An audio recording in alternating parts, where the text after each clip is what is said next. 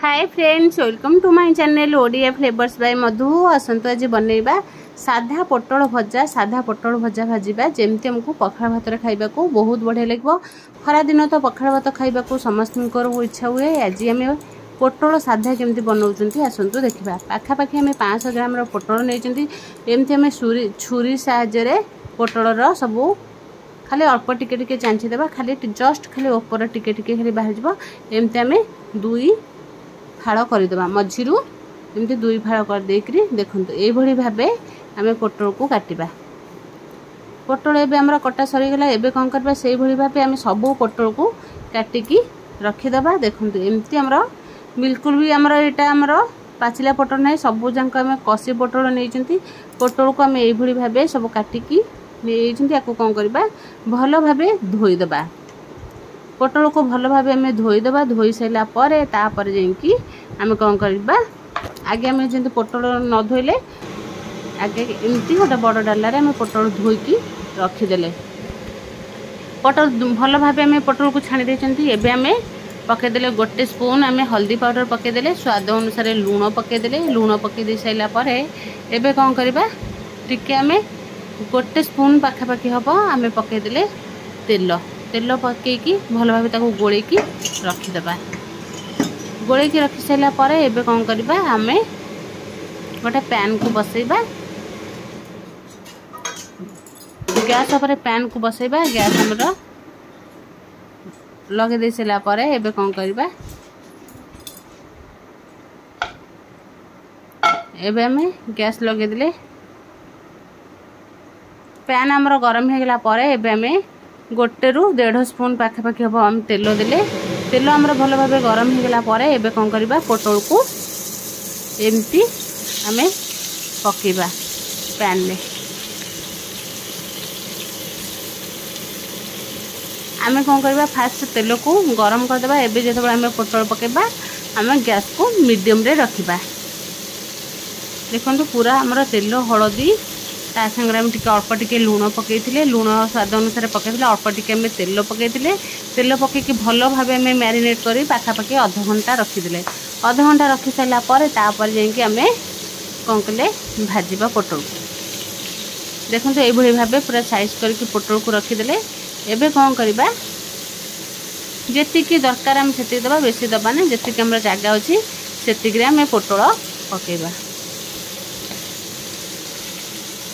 एबे आम पोटल देखो पूरा साइज कर रखी दे सारा पर पोटल आम केते बढ़िया देखा जाउची। एबे कौन करबा पोटल को आम घोड़े देबा।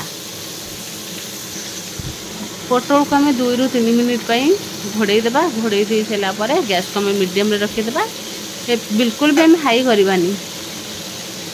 एबे कौन करबा ताको जेमती आम गोटे पट पूरा उल्टे की रखी। एबे आ गोटे पट पूरा एमती तेल पट को आम कौन करबा उल्टे देबा।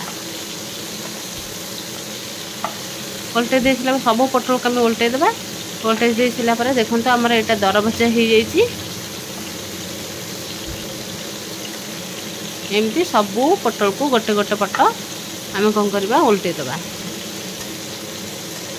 आम टिके टिके ताको खरिकार दाबिबा कहीं पोटल रे बहुत पानी बारे से उल्टे सारा पर एबे कौन करबा देखो गोटे पट पूरा दर भजा हो जाइए। एबे कौन करबा सब पोटल केमती उल्टे देबा।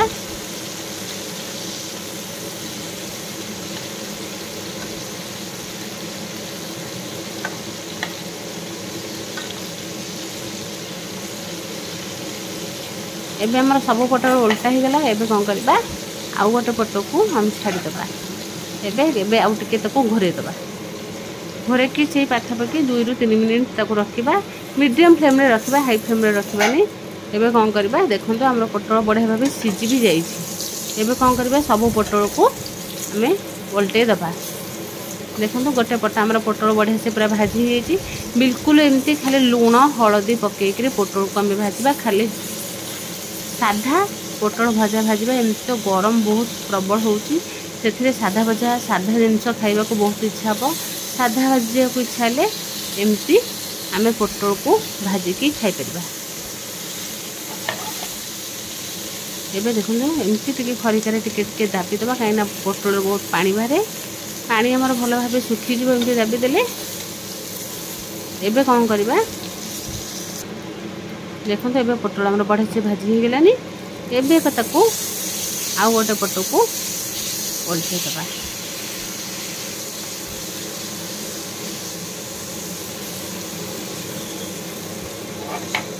एमती आम भल भाव भाजीदेले भाजी देकी आपको कौन करवा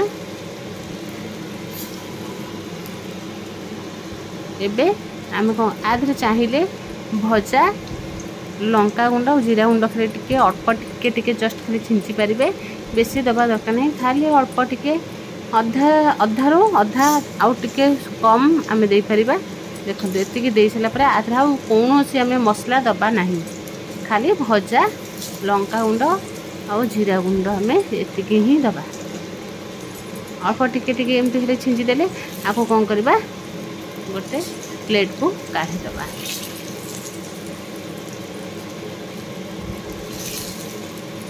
पूरा जमती आम साधा पूरा पोटल भजा एमती चाहिए पखाल भात सहित खाई पारे बहुत बढ़िया लगे पोटल भजा एबे आम प्लेट को सब काढ़ीदे काढ़ी देकी एबे आमर जो पोटल सब बंची जाइला एबे कौन करवा से पोटल को ये तेल रे आउ टिके भाजीदबा